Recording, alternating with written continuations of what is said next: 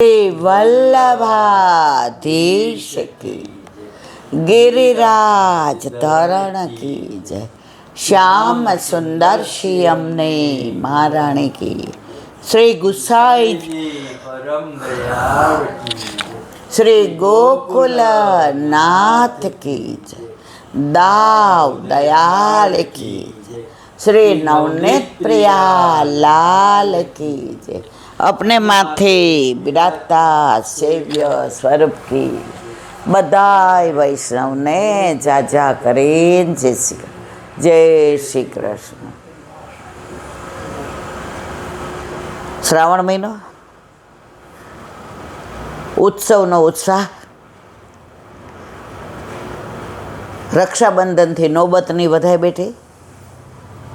काले गुसाईजीना सातलाल एमांथी गिरधरजीना मोटा लाल एना लाल दामोदरलालजीनो प्रागट्य उत्सव हतो। श्रीजी बाबा साक्षात एनी हारे वातो करता एनुं प्रगट प्रमाण। श्रीजी बाबानी सेवामां तिलकायतनी शरूआत एमनाथी थई। पहेला तिलकायत ए थया। હવે ઠાકોરજીને તો કેટલી બધી ભેટ આવે, સામગ્રી આવે, અને શ્રીજી બાબાનો નેગ ભારી.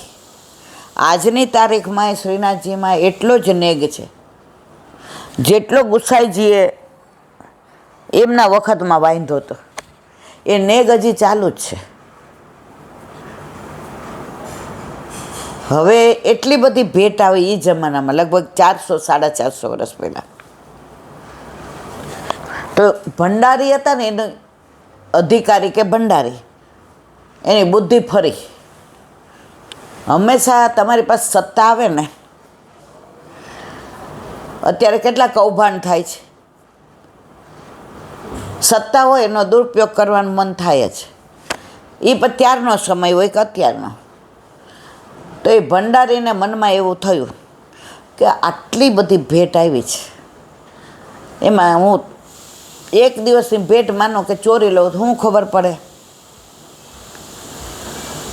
7 લાખ રૂપિયા લઈ લીધા એ જમાનામાં. 400 વર્ષ પછી 7 લાખ, મોર દેન 7 lakhs. અને મંદિરથી થોડે દૂર વનમાં જઈ એક વૃક્ષની તે દાટી દીધા અને પછી ત્યાં માટી નાખી દીધી. હવે દામોદરલાલજી મહારાજ તો સેવાની અંદર રત. એમને ઠાકોરજીની સેવા સિવાય બીજો રસ નહીં. આખો દિવસ હું ને મારા પ્રભુ, એમાં ભોગ ધરાવવાના હોય, સરાવવાના હોય, સામગ્રી કરવાની હોય, ફૂલ ચૂંટવાના હોય, માળાજી કરવાના હોય. આખો દિવસ સવારે બ્રહ્મ મુહૂર્તથી રાતના 12 વાગ્યા સુધી સેવામાં હોય. હવે એમને તો ખબર રહી આ 7 લાખ લઈ લીધા. શ્રીંગાર કરતા હતા તો શ્રીજી બાબાએ હાથ પકડી લીધો. બાવા મેં કછું બતાવું સુનો. અરે મારા વાલા, એ કે મેરો 7 લાખ વો ભંડારી વહાં છુપા કે આવ્યો હે. જઈને જોયું, ખોઈ દો 7 લાખ રૂપિયા એમના નહોતા. શ્રીજી બાબામાં અંગીકાર કરેવા. તો હજી પણ શ્રીજી બાબા આવા સાનુભાવ જતાવે છે. એમાં કોઈ શંકાને સ્થાન નથી. આ પ્રસંગ અહીંયા કીધો કે નહીં મને યાદ નથી, પણ હમણાં થોડા સમય પહેલાંનો વાત છે. બનતા સુધી સુરત ઘરનો છે. જો ઘણીવાર મારે ઘરને નામમાં યાદ ન રહે ને ભૂલી જવાય તો એ મારી ભૂલ છે, એટલે મને ક્ષમા કરજો. પણ વાતનું તત્વ છે એ તો આ જ છે. તો જે બાર સંધ્યા વદન કરતા હતા અને ટીખળી છોકરાઓ નીકળ્યા, એટલે એક છોકરાએ ટીખળ કર્યું કાંઈક. જે બોલ્યા અહીંયા શું કહેતો હતો હવે કે હવે જેનું સ્વરૂપ, એમનું તેજ જોઈને ભલભલા ઢીલા પડી જાય. મેં કાંઈ નથી કીધું. એ કે ના ના, જે કહેવું એ આમ બૂમો પાડીને કહેતો તો મારે મોઢે કે મેં કાંઈ નથી કીધું, સચી સચી બોલ, હવે તને પનિશમેન્ટ આપવાની છે. ઓલો ધ્રુજી ગયો. એ કે નાથ દ્વારા જાન દર્શન કર્યો. ઓલો કે આ પનિશમેન્ટ છે કે આશીર્વાદ છે? જીવ જે હોય ને એને કોઈ પણ રીતે શરણે રહે. હવે નાથ દ્વારા ગયો તો આજથી 80, 90 કે 100 વર્ષ પહેલાં આટલી ગીરદી નહોતી. આપણે આકાશ હતો લગભગ 40 દિવસનો થયો ને અમે ગયા તો આપણને આકાશને લઈને મંગળાના દર્શન થયા હતા, મંગળાની આરતી થઈ હતી, કારણ કે એટલી ગીરદી જ નહોતી. એટલે એ તો બ્રહ્મ મુહૂર્તમાં પહોંચી ગયો કે હું શું બોલ્યો તો એ આમને ખબર પડી ગઈ, હવે મારે ક્ષમા તો માગવી પડશે. તો વહેલો પહોંચ્યો ને તો એ હજી દર્શન નહોતા ખુલ્યા, તો બહાર એકલો જ આમ ઊભો હતો. તો મુખિયાજીએ ટેરો કરીને કે એ અહીંયા હું અંદર આવ. એ મને કયો છે? એ ક્યાં? એ કે અંદર આવ. અરે ઓલા જે ખીજાણા અહીંયા મને દબડાવે છે બધાય. હું ન બોલ્યો હોત તો સારું હતું, હવે મને અંદર પૂરી દેશે તો, હવે મને પનિશમેન્ટ કરશે તો. અંદર આવ્યો એટલે કે નાઈને આવ્યો છે? હા. ધોટીબંધી ઢોયેલ? હા. નવા છે?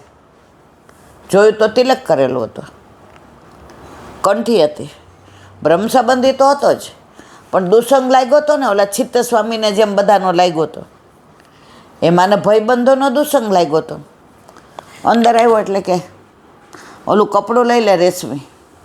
એ કે આ શું કરવા માગે છે કંઈ ખબર નથી પડતી. એ કે ઉંદેડાએ અઘાર કર્યો છે શ્રીજી બાવાના ચરણ પાસે, બરાબર લૂછી નાખ. ઓલો કે એ શ્રીજી બાવા એના ચરણ પાસે મારે અડવાનો? ઓલાને તો હાથ પગ ધ્રુજવા માંડ્યા, ગાત્રો શિથિલ થઈ ગયા, બધી નસો આમ તૂટવા માંડી. એ સ્વરૂપને અડવું કાંઈ જેવી તેવી વસ્તુ છે? માંડ લોચ્યું. એ કહેવાય કપડું છે ને એ જલથી ને ભીનું કર અને ફરીવાર બધું લૂછ. આને તો બધું લૂછ્યું, હવે ત્રીજું કપડું લે, હવે બધું કોરું કર. કોરું કરતાં કરતાં એને તો ચરણ સ્પર્શ કરી લીધા. આ ત્રણેય કપડાં જા, હવે તે દર્શન કરી લીધા ને, હવે નાઈને આવજે, હવે તારે અહીં ક્યાંય અડવાનું નહીં, બધા દર્શન ખોલે ને એ પહેલાં નીકળ. ઓલો કે હવે બધું મારું કામ તો થઈ ગયું. એ ત્રણેય કપડાં લીધા, સ્નાન કર્યું, દર્શન તો થઈ ગયા, ચરણ સ્પર્શ કોઈ ન થાય એને થઈ ગયા. સુરત આવીને સાત દંડવત પ્રણામ કરીને એટલું રડ્યો એના આંસુ જેના ચરણ સુધી આવ્યા, પ્રક્ષાલન કરવા માંડ્યા. બીજા ગુરુ જે શિક્ષા કરે ને, મારા ગુરુ જે દીક્ષા બ્રહ્મ સંબંધામનું જ હતું એને, મારા દીક્ષા ગુરુએ તો મને શિક્ષા ન કરી, મારી પરીક્ષા કરી કે હું શ્રીનાથજી જાઉં છું કે નહીં, હવે મારું જીવન તમને સમર્પિત. તારા ઘરે સેવા બિરાજે છે ને ક્યાં, હવે મારી આજ્ઞા છે ભણવાનું અને સેવા અને સત્સંગને પાઠ કરવાના, તારે દુસંગની ટોળકી હાર નહીં રહેવાનું. ત્યારથી એનું જીવન એવું સુધરી ગયું કે સવારે બુહારી, મંદિર વસ્ત્ર, ગાય દોવાનું, ઠાકોરજીને મંગળાની તૈયારી કરવાની, ઝારીજી ભરવાના, કૂવેથી જળ ભરવાનું, બધું એ કરે અને 7 વાગે મંગળ ભોગ ધરાવી અને આગલા દિવસનું જે દૂધ ઠાકોરજીને ધરાવેલું હોય, પહેલાં ક્યાં ફ્રીજ હતા, ઓલા પાણીની અંદર રાખ્યું હોય, અને આગલા દિવસની રોટલી હોય, કારણ કે બીજે ગામડાથી ને દૂર રહેતો હતો એની સ્કૂલ, ચાલીને જવાનું ને ચાલીને આવવાનું. એ દૂધ રોટલી પ્રસાદીની લઈને જાય અને આવીને ઠાકોરજીના પાત્રની બધું કરે. તો જેને વિઠ્ઠલ નાથ વિચારે રે એને પ્રગટ પદાર્થ ચારે રે. આજની તારીખમાં પણ વલ્લભકુળના સામર્થ્યમાં આપણે સંશય કરીએ છીએ ને એટલે આપણે ભરાઈ પડીએ છીએ. સંશય આત્મા વિનશ્યતિ. આજે આ 3 વૈષ્ણવ આવ્યા હતા ને, તમે બેઠા હતા, હવે સત્સંગ સાંભળે, વૈષ્ણવ વાણિયા, પોસ્ટ કરાવવાનું મન થાય, એનો વર્ક એ આવા ઢંગલી પોત્યા નહીં ખેલવાના, સેવા બેવા નહીં કરવાની. હું હવેલીએ જવા દઉં છું ને બસ બહુ થઈ ગયું. હવે થોડા દિવસ થાય ઓલા બેન પાછા કે તમે ઉઠશો એ પહેલાં સેવા કરી લઈશ. પણ મને કે નહીં. હવે દીકરી બહુ અનુકૂળ હતી, એને ભાવ બહુ. એ કે મમ્મી આપણે છાના મના પુષ્ટ કરાવીએ. એ કે ખબર પડશે તો. એ કે તારે મારું દામ દેવાનું. કે આ દીકરીએ કીધું એટલે મેં કર્યું. અને એના પપ્પા દીકરીને બહુ પ્રેમ કરતા હતા. બાપને દુનિયામાં સૌથી વધુ વાલું હોય દીકરી, એનો કાળજાનો ટુકડો.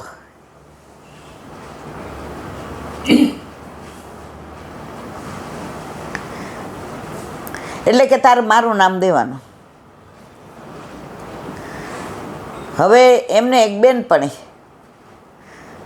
એટલે બે દર્શન કરી અને સાંજે ભેગા થઈને કલાક સત્સંગ કરે, ઊભા ઊભા બેસે ને કોઈ જગ્યાએ તો વળી બીજા આવે. ઓલા બેનને કીધું મારે ઠાકોરજી પુષ્ટ કરાવે પણ મારી પાસે તો જાપી જે નથી ને કાંઈ નથી. આજ્ઞા ન લીધી. એના વર એ દિવસે બારગામ ગયા હતા. સવારના પોરમાં જાપીજી લઈ ઠાકોરજી પધરાવી જે જેને ત્યાં પહોંચી ગયા.